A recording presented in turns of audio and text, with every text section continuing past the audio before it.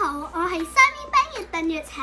今日嘅主題係舌尖上嘅家鄉菜。我媽咪嘅家鄉係福建，所以我要同大家製作一道非常有名嘅家鄉菜，就係叫做正宗福建蠔餅。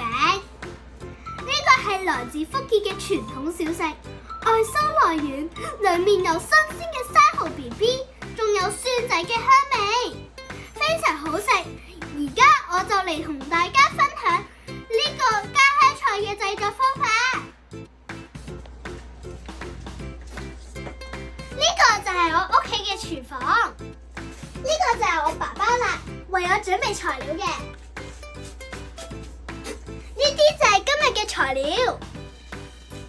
首先，我哋需要準備以下嘅材料：新鮮生蠔，呢個就係生蠔啦，係最重要嘅材料。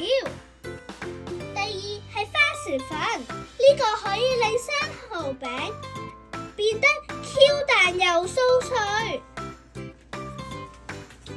蒜仔切成小段，增添香味。而最後嘅呢，就係食用油啦，呢個就係用嚟煎蠔餅嘅。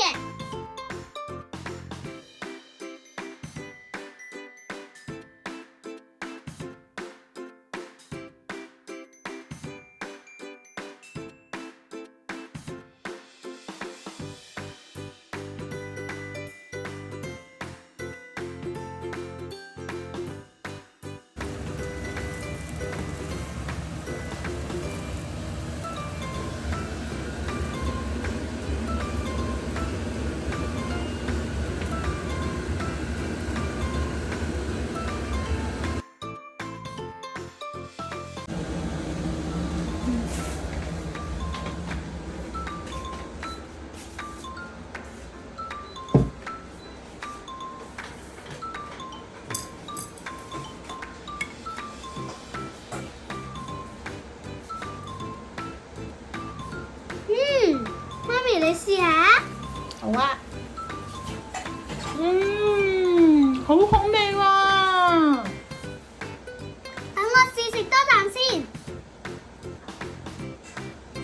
哇，真係好好味喎！我好開心可以同大家分享我製作嘅家鄉菜，正宗福建蠔餅嘅感受。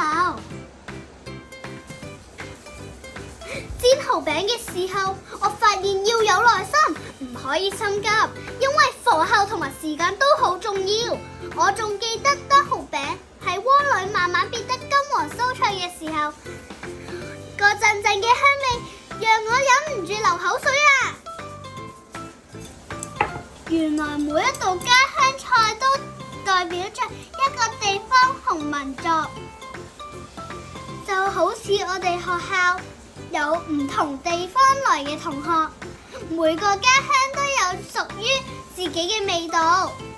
食物唔單止係用嚟填飽肚嘅時候，佢仲係一種連接家人、朋友同家鄉嘅橋樑。